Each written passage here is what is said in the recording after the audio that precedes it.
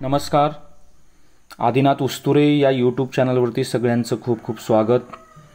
तर आज आपण 4थी पासून ते 8वी पर्यंतच्या ज्या काही स्पर्धा परीक्षा आहेत त्या संबंधित महत्त्वपूर्ण असे 60 प्रश्नाची सराव प्रश्नपत्रिका जी 4थी 5वी स्कॉलरशिप असेल, नवोदय असेल, मंथन परीक्षा, STS BDS तसेच 8वी स्कॉलरशिप असेल, कोणतीही परीक्षा असेल त्यासाठी हे 60 प्रश्न तुम्हाला नक्कीच उपयोगी पडतील. सर्वांनी आपलं हे चॅनल सबस्क्राईब करा. तुमच्या जवळील मित्रमैत्रिणींना जे अशा स्पर्धा परीक्षेची तयारी करतात त्यांना हा जो व्हिडिओ आहे त्या व्हिडिओची लिंक शेअर करा. तर आपण 60 प्रश्न 60 मिनिटांमध्ये सोडवण्याचा प्रयत्न करणार आहोत. तर बघूया या ठिकाणी पहिला प्रश्न. या ठिकाणी बघा, आपण सुरुवातीला गणिताचे 15 प्रश्न या ठिकाणी पाहणार आहोत. तर या ठिकाणी पहिला जो प्रश्न आहे तो म्हणजे एका संख्येच्या 1/3 भागात 12 अधिक केल्यास उत्तर 30 येते, असा प्रश्न आहे. म्हणजे या ठिकाणी बघा, एका संख्येच्या आपण ती संख्या काय मानूया, x मानूया. आपण ती संख्या काय मानूया, x मानूया या ठिकाणी. ओके, आपण ती संख्या x मानूया. आणि एका संख्येच्या म्हणजे काय, गुणाकाराचं चिन्ह. 1/3 भागात 1/3 भागात बघा, एका संख्येच्या म्हणजे ती संख्या काय मानली, x मानली. च्या म्हणजे गुणाकाराचं चिन्ह. 1/3 भागात 12 अधिक केल्यास, अधिक म्हणजे अधिकचं चिन्ह, हे 12 बरोबर उत्तर काय येतं म्हणले त्यानं, 30 उत्तर येते म्हटलेलं आहे. बरोबर आहे. आता या ठिकाणी बघा, आता या ठिकाणी जर विचार केलं तर हे जे 12 आहे हे 12 काय होईल या ठिकाणी, 12 अधिक केल्यास हे 12 हे अधिक 12 आहे, याला पलीकडे घ्यायचं आहे. बरोबर आहे. हे अधिक 12 काय घ्यायचं आहे, आपल्याला पलीकडे घ्यायचं आहे. म्हणजे या ठिकाणी काय होईल, 30 वजा 12 होईल. का होईल, 30 वजा 12 होईल. मग 30 मधून 12 गेले, किती राहिले, 18 राहिले. बरोबर आहे. म्हणजे आता या ठिकाणी फक्त काय राहिलं, x गुणिले 1/3 राहिलं. x गुणिले 1/3 म्हणजेच x/3 राहिलं. म्हणजे x/3 बरोबर 18. बरोबर आहे. आता या ठिकाणी बघा, आपण हा प्रश्न इथं सोडवूया अजून. तर इथं बघा, तर आता 18 आहे ही. मग 18 आहे म्हटल्यानंतर मग x/3 बरोबर 18 म्हणजेच ह्या 18 आणि 3चा का होईल, गुणाकार होईल. म्हणजे 18 त्रिक 54. म्हणजे या प्रश्नाचं उत्तर काय झालं, 54 झालं. समजलं का? या प्रश्नाचं उत्तर काय झालं या ठिकाणी, 54 झालं. ओके, समजलं असेल. जर समजा कोणत्याही प्रश्नाबद्दल शंका असेल तर नक्कीच कमेंट करून नक्की सांगा. चला, आता आपण पुढचा प्रश्न घेऊया. एका आयताची परिमिती 60 सेमी आणि लांबी 20 सेमी असल्यास रुंदी किती असेल.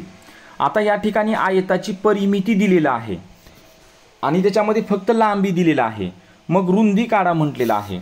म्हणजे या ठिकाणी बघा, आयताची परिमिती, या ठिकाणी काय, आयताची परिमितीचं सूत्र लिहू आपण. आयताची परिमिती बरोबर 2 कंसात लांबी अधिक रुंदी.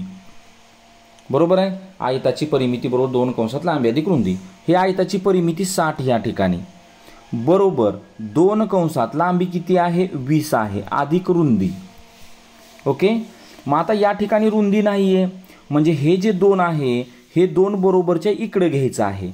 म्हणजेच काय होईल, 60/2 होईल. 60/2, कारण हे 2 गुणाकारात आहे. बरोबर आहे. इथं कंसामध्ये हे 2 कशात असतं, गुणाकाराचं चिन्ह असतं. मग 2 60ला भाग घातलं म्हणजे किती उत्तर आलं, 30 आलं. मग 30 बरोबर काय, 20 अधिक रुंदी. 30 बरोबर काय, 20 अधिक रुंदी या ठिकाणी. मग आता इथं 20चं चिन्ह अधिक आहे म्हणजे 20 बरोबरच्या 30 कडे येईल. म्हणजे अधिकचं काय झालं, वजा. म्हणजे 30 मधून 20 गेले म्हणजेच उत्तर काय आलं या ठिकाणी, 10. उत्तर काय आलं या ठिकाणी, 10 आलं. ओके. पुढचा प्रश्न या ठिकाणी, एका त्रिकोणाच्या कोनाचे माप 2:3:4 असेल तर सर्वात मोठा कोन किती अंशाचा आहे?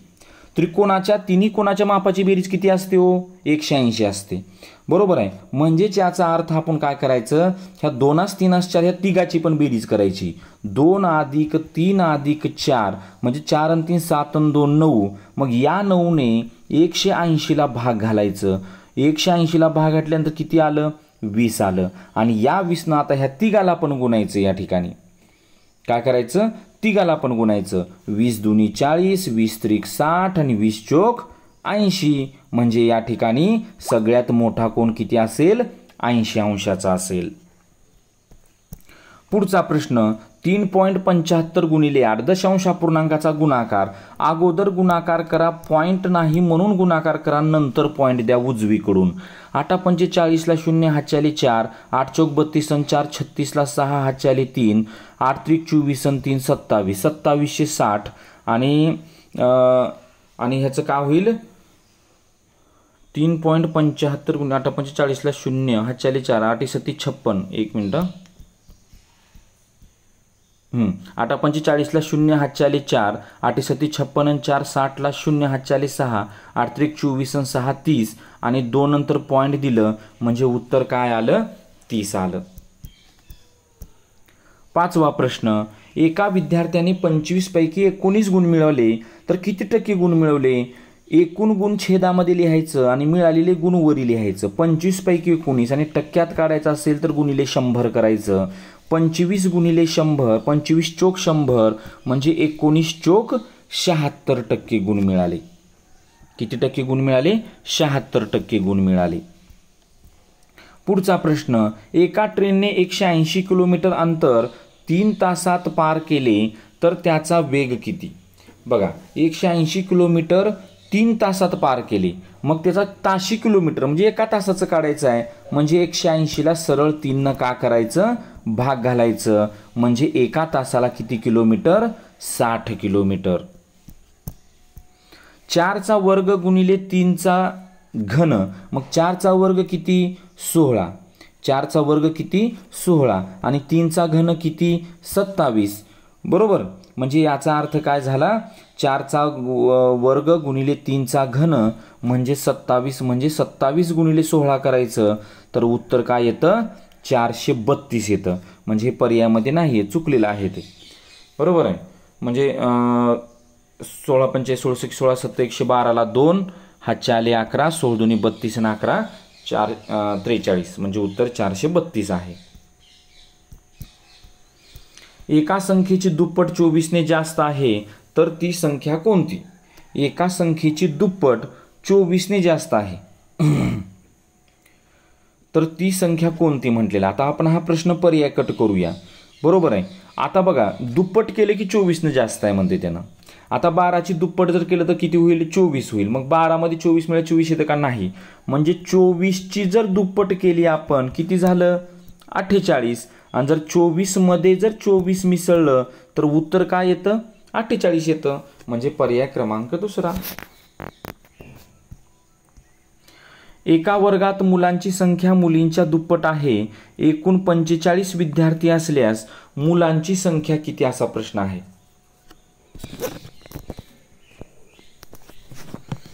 ओके.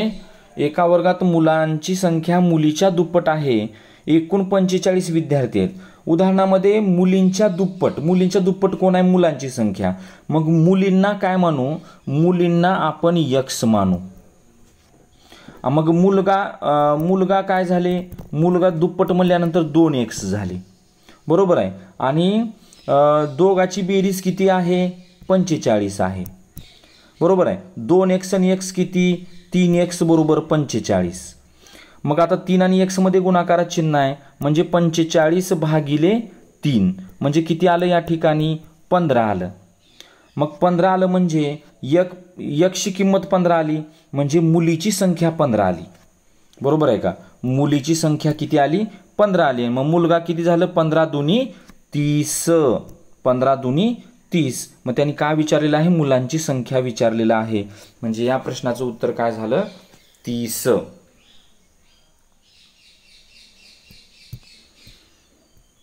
ओके. 10वा प्रश्न बघा या ठिकाणी 2.1/2 अधिक 3.3/4. 2.1/2 आणि 3.1/3/4. आता या ठिकाणी आपल्याला काय करायचं आहे, बेरीज करायचं आहे. मग आता 2.1/2 म्हटल्यानंतर 2.1/2 म्हणजेच काय, पूर्णांकयुक्त अपूर्णांकाचं अपूर्णांकामध्ये रूपांतर करायचं. 2 4 आणि 1 5 म्हणजे 5/2 झालं. आणि 3.3/4 म्हटलेलं आहे. बरोबर आहे. म्हणजेच काय होईल, 4 त्रिक 12 आणि 3 15/4 होईल. म्हणजे या ठिकाणी आता 5/2 अधिक 15/4 ची बेरीज करायची आहे.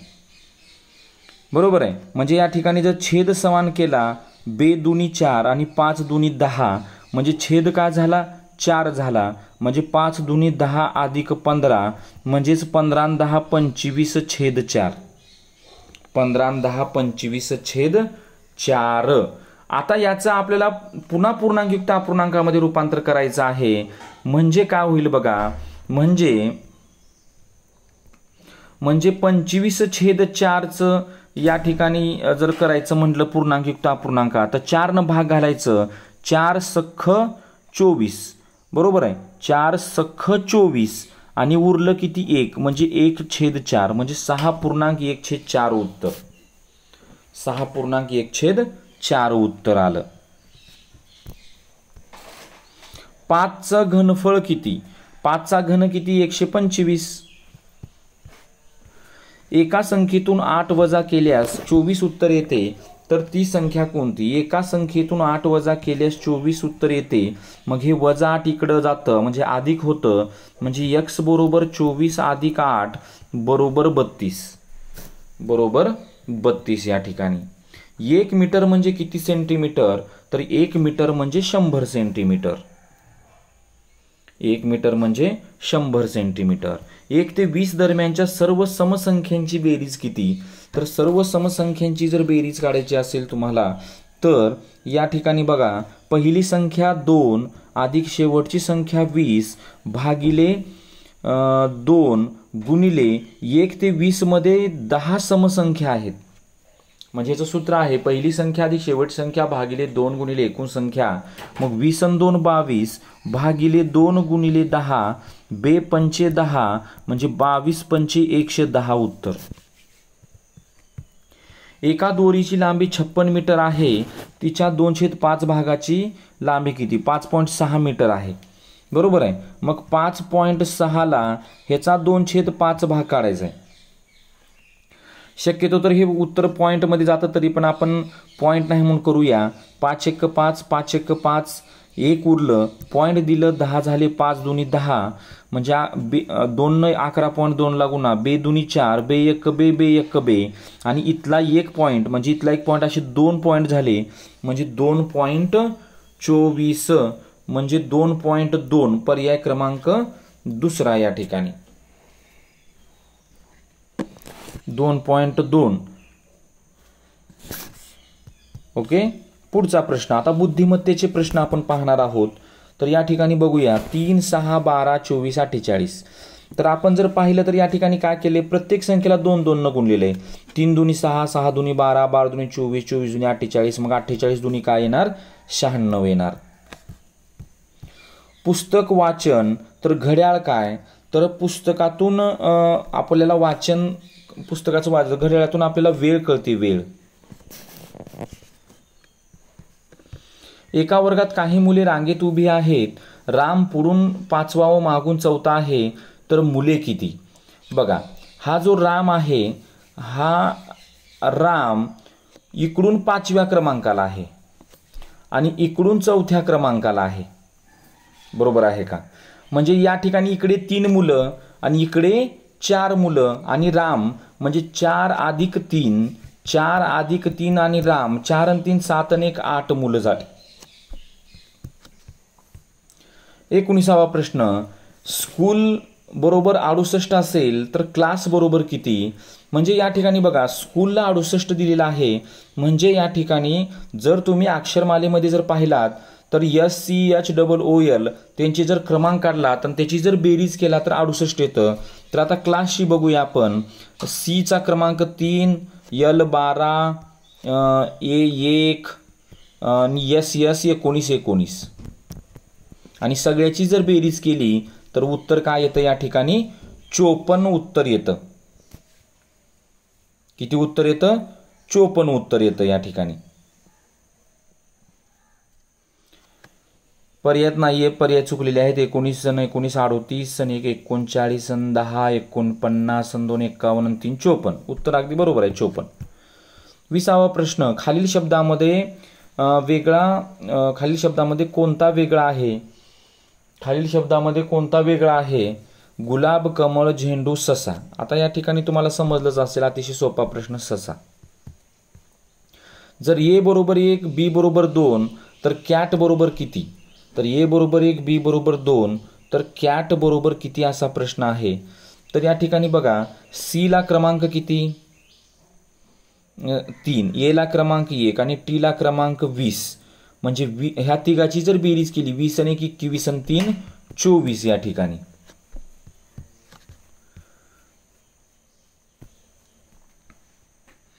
यानंतर पुढचा प्रश्न.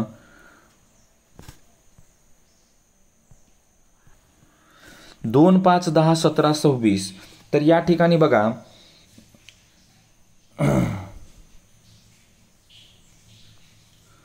आता ह्याच्यामधला जर फरक आपण काढला, 2 आणि 3 5 म्हणजे 2 आणि 5 मधला फरक 3. 5 आणि 5 10, 10 आणि 7 17, 17 आणि 9 26 म्हणजे 3 आणि 2 5, 5 आणि 2 7, 7 आणि 2 9. आता 9 आणि 2 11 म्हणजे 26 मध्ये 11 मिसळावं लागेल तर 37 उत्तर येतं. 23वा प्रश्न. गाय दूध देते तर मेंढी काय देते? मग मेंढीपासून लोकर मिळतं, लोकर. जर उत्तर पूर्व असेल तर दक्षिण कोणत्या दिशेला असेल? तर उत्तर पूर्व असेल तर या ठिकाणी बघा, आपण जर पाहिलं इकडे पूर्व असतं, बरोबर आहे. हे पूर्व, हे पश्चिम, हे दक्षिण आणि हे उत्तर. मग त्यानं काय म्हटलेलं आहे? उत्तर पूर्व असेल म्हणजे पूर्ण दिशा या ठिकाणी 90 अंशात फिरवलेली आहे, बरोबर आहे. तर दक्षिण दिशा काय येणार? मग ही पश्चिम इथं येणार, बरोबर आहे. काय येणार? पश्चिम येणार. म्हणजे याचं उत्तर काय आलं? पश्चिम आलं. जर काही कोकिळा पक्षी आहेत आणि काही पक्षी सस्तन प्राणी आहेत तर कोकिळा सस्तन असतील का? बघा, काही कोकिळा पक्षी आहेत. आता ही काही कोकिळा, आता ही कोकिळा जर म्हणलं, ही कोकिळा, ही काही कोकिळा पक्षी आहेत आणि काही पक्षी सस्तन आहेत, बरोबर आहे. काही कोकिळा पक्षी आहेत आणि काही पक्षी सस्तन आहेत. तर काही कोकिळा सस्तन असतील का? बरोबर आहे. आता आपण ह्यामध्ये काय सांगू शकतो का? यामध्ये निश्चित सांगता येत नाही असं मला तर वाटतं. निश्चित सांगता येत नाही, कारण काही पक्षी सस्तन आहेत परंतु काही कोकिळा पक्षी आहेत आणि काही पक्षी सस्तन आहेत, बरोबर आहे. म्हणजे कोकिळा सस्तन असतीलच असं सांगता येत नाही. बघा, ABCA DEFD DHIG JK असा इथं या ठिकाणी दिलेला आहे. काय प्रश्न विचारलाय बघा, अशा किती जोड्या आहेत ज्यात पहिले व तिसरे अक्षर एक समान आहे? पहिले व तिसरं अक्षर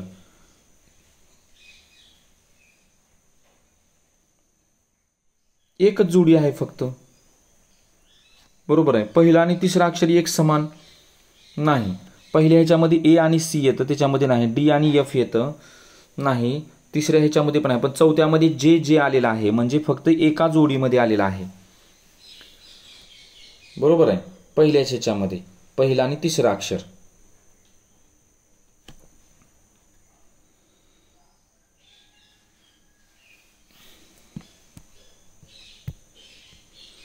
वॉटर बरोबर VZSCFD, तर रिव्हर बरोबर काय? आता या ठिकाणी बघा,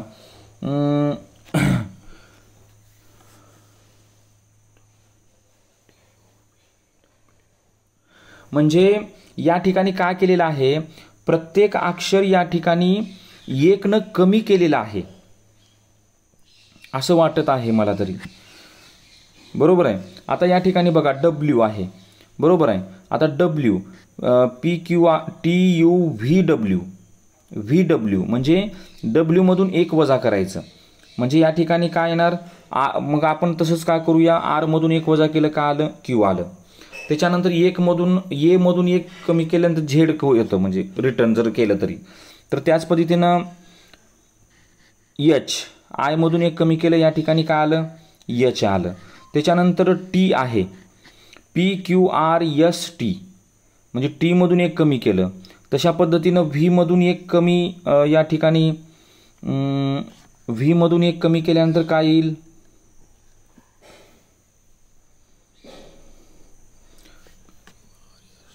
U.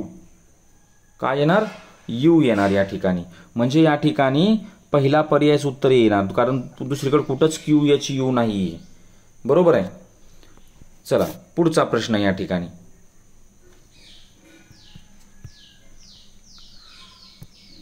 खालील मालिकेत कोणती संख्या चुकलेली आहे? 7 दुनी 14, 14 दुनी 28, 28 दुनी 56 आणि 56 दुनी 112 या ठिकाणी.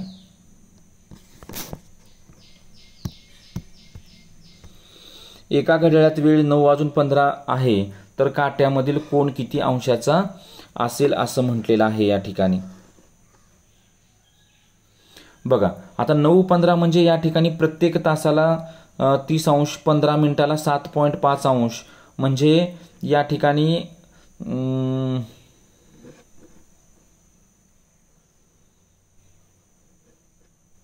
बहुतेक पर्याय चुकलेले आहेत असं वाटत आहे, कारण घड्याळात वेळ 9:15 झालेली आहेत, 9:15.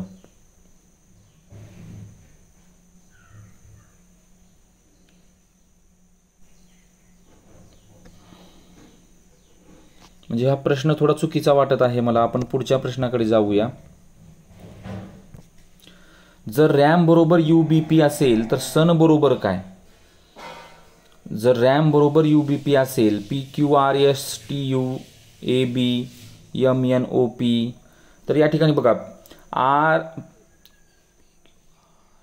RSTU म्हणजे PQRSTUV, म्हणजे या ठिकाणी पहिलं जे अक्षर आहे ते 3 नंतर RSTU, तसं S झाल्यानंतर TUV, बरोबर आहे, AB, त्याच्यानंतर Vच येणार या ठिकाणी. A नंतर B दिलेला आहे, तसं U नंतर TUV, Vच येणार या ठिकाणी, डबल V. इथं पण पर्याय चुकीचे दिसत आहेत. MNOP, NOP, OPQ, त्याच्यानंतर VVQ या ठिकाणी यायला पाहिजे होतं, परंतु इथं पर्यायामध्ये दिलेलं नाही.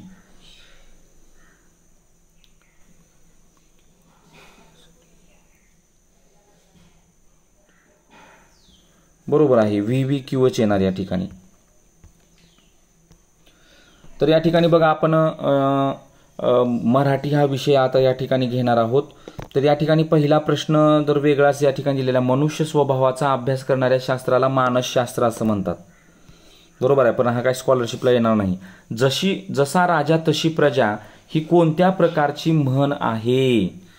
जशी राजा तशी प्रजा ही कशा मार्फत आहे? तर हे वास्तववादी आहे.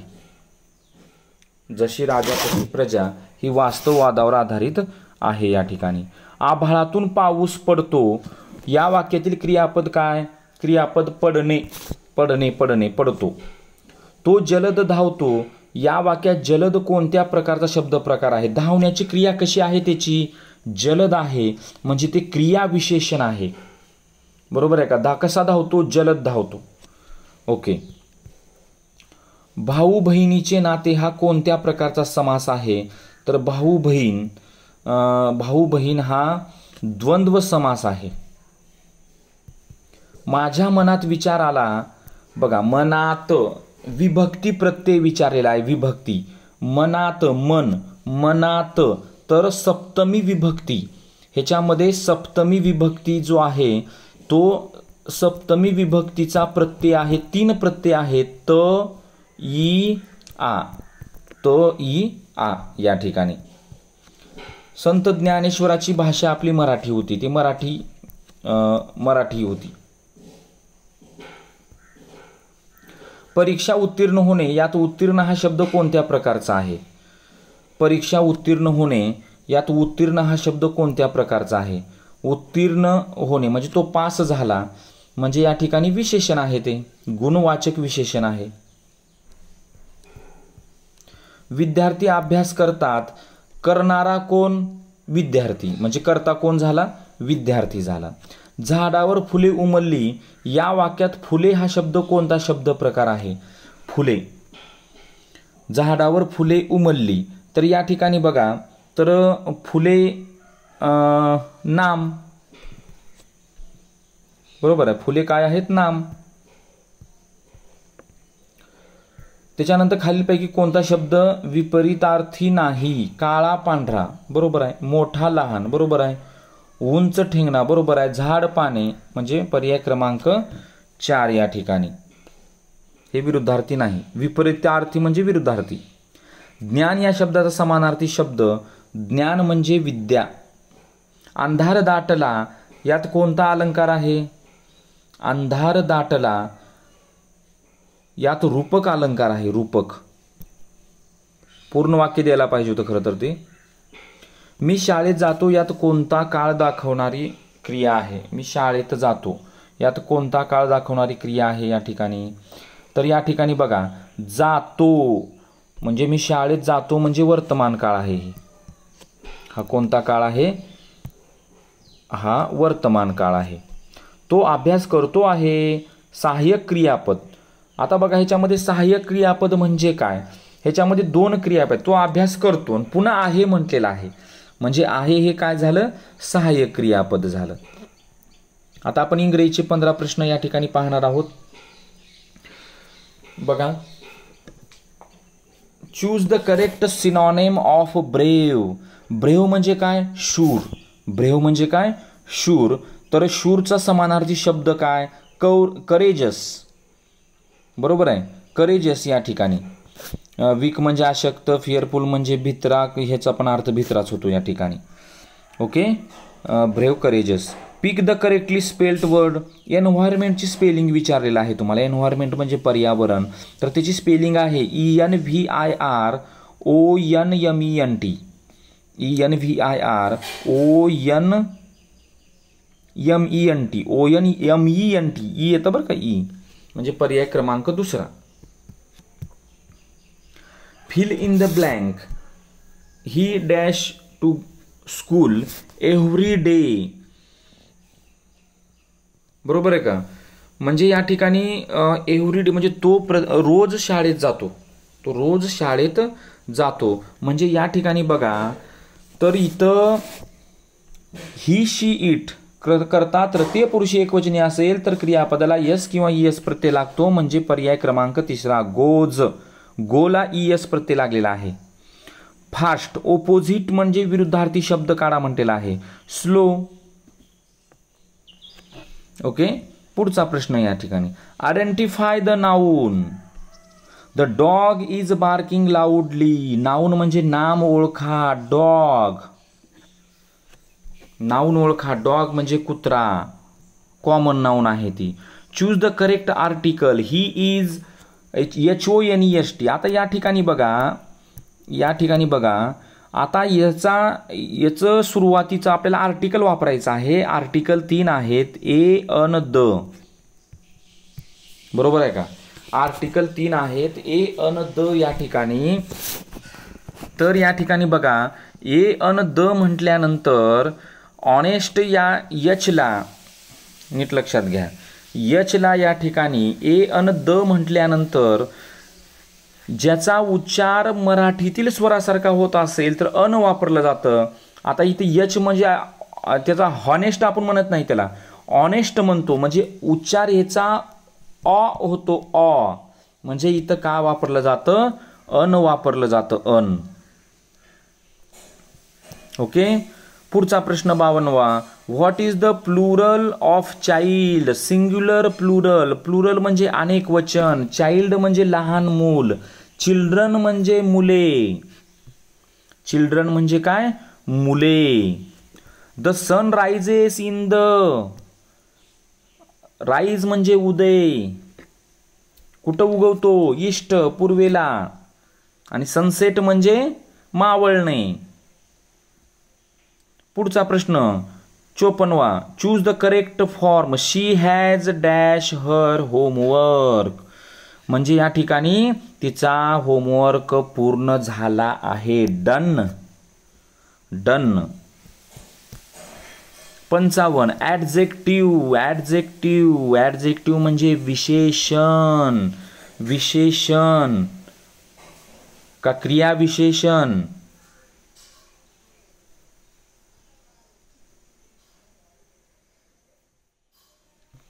तर या ठिकाणी बघा ॲडजेक्टिव्ह. तर या ठिकाणी विशेषण म्हणजे रेड, लाल. लाल हे विशेषण. Red flower. फूल कसं आहे, लाल आहे, लाल. बरोबर आहे का. नामाबद्दल माहिती सांगणाऱ्या शब्दाला विशेषण असे म्हणतात. क्वेश्चन टॅग या ठिकाणी विचारलेला आहे. क्वेश्चन टॅग म्हटल्यानंतर ह्याच्यामध्ये जे सहाय्यकारी क्रियापद आहे ते जर होकारार्थी असेल तर त्याला का करायचं, नकारार्थी करायचं. मग या ठिकाणी का होईल, आरचं का होणार, आरंट. म्हणजे पर्याय क्रमांक पहिला, aren't you. Choose the correct preposition. शब्दयोगी अव्यय विचारले. The cat is sitting. मांजर बसले टेबलाच्या खाली. मग टेबलाच्या खाली बसले याचा अर्थ काही अंतर सोडून खाली बसलेला आहे. म्हणजे याचा अर्थ काय, आता इथं खाली म्हटलेलं नाही, sorry. The cat is sitting.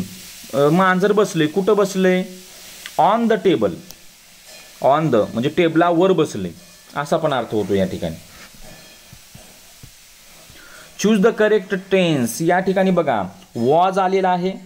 का आलेला आहे, वॉज आलेला आहे. वॉज. वॉज हे भूतकाळी रूप आहे आणि रीडिंग ING लागेला आहे म्हणजे पास्ट कंटिन्युअस टेन्स.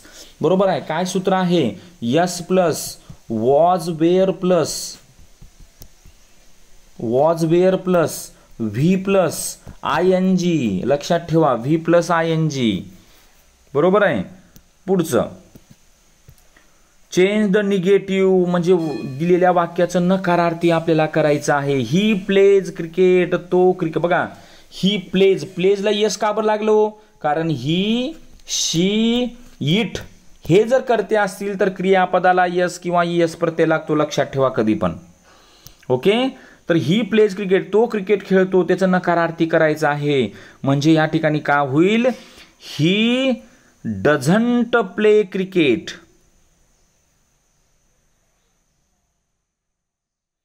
आता इथं ही डझंट प्ले क्रिकेट. दुसऱ्या आणि तिसऱ्या वाक्यामध्ये प्लेज. हां इथं झालेलं बघा. हो इथं ही डझंट प्ले क्रिकेट येणार या ठिकाणी. ही डझंट प्ले क्रिकेट या ठिकाणी. आणि शेवटचं वाक्य चूज द करेक्ट ट्रान्सलेशन. मला इंग्रजी शिकायचं आहे. मला शिकायचं आहे म्हटलं की I want to learn English. I want to learn English म्हणजे पर्याय क्रमांक तिसरा या ठिकाणी. म्हणजे अशा पद्धतीनं हे 60 प्रश्न तुम्हाला नक्कीच उपयोगी पडतील. काही प्रश्नामध्ये काही प्रश्न चुकीचे झालेले आहेत, त्याबद्दल क्षमस्व. म्हणजे त्याच्यामध्ये येतानाच प्रश्न ती थोडा चुकीचा झालेला आहे, तर तुम्ही समजून घ्या. परंतु बाकीचे सर्व प्रश्न या ठिकाणी खूप सुंदर असे प्रश्न आहेत. समजा शिकवत असताना कुठं माझ्याकडून एखादा प्रश्न चुकीचा उत्तर गेला असेल तर नक्की कमेंट करून कळवा. चला सर्वांनी सबस्क्राईब करा. ओके. बघा 30 मिनिटांमध्ये या ठिकाणी आपण 60 प्रश्न या ठिकाणी घेतलेले आहेत. तर सर्वांनी नक्की बघा. या ठिकाणी हा व्हिडिओ तुम्हाला नक्की आवडेल. धन्यवाद.